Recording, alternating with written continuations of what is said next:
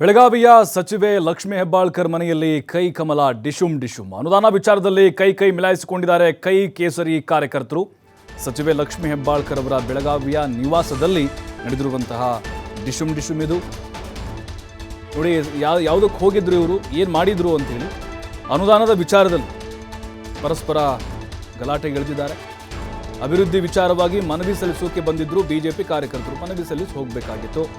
ಬೆಳಗಾವಿ ಗ್ರಾಮೀಣ ಕ್ಷೇತ್ರಕ್ಕೆ ಸಚಿವೆ ಲಕ್ಷ್ಮಿ ಹೆಬ್ಬಾಳ್ಕರ್ ಕೊಡುಗೆ ಏನೂ ಇಲ್ಲ, ಏನು ಕೊಟ್ಟಿಲ್ಲ.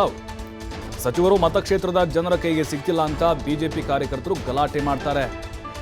800 ಕೋಟಿ ಬಿಡುಗಡೆ ಆಗಿದೆ ಅಂತ ಹೆಬ್ಬಾಳ್ಕರ್ ಪುತ್ರ ಮೃಣಾಲ್ ಅವರು ತಿರುಗೇಟು ಕೊಡ್ತಾರೆ ಸ್ಥಳದಲ್ಲೇ. ಬಿಜೆಪಿ ಕಾರ್ಯಕರ್ತರಿಂದ ದಿಢೀರ್ ಅಂತೇಳಿ ಜೈ ಶ್ರೀರಾಮ್ ಘೋಷಣೆಗಳು ಮೊಳಗ್ತವೆ. ಇದಕ್ಕೆ ಪ್ರತಿಯಾಗಿ ಏನು ಮಾಡ್ತಾರೆ, ಕಾಂಗ್ರೆಸ್ನವರು ಜೈ ಹೆಬ್ಬಾಳ್ಕರ್ ಅಂತೇಳಿ ಘೋಷಣೆ ಕೂಡ್ತಾರೆ.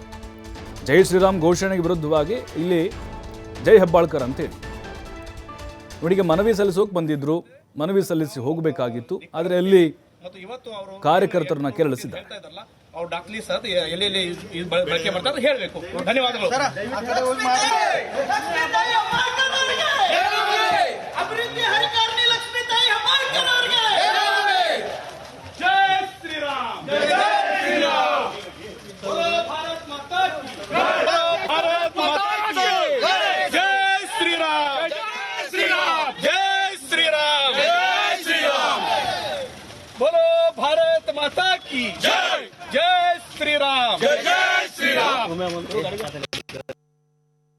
ಧನ್ಯವಾದಗಳು.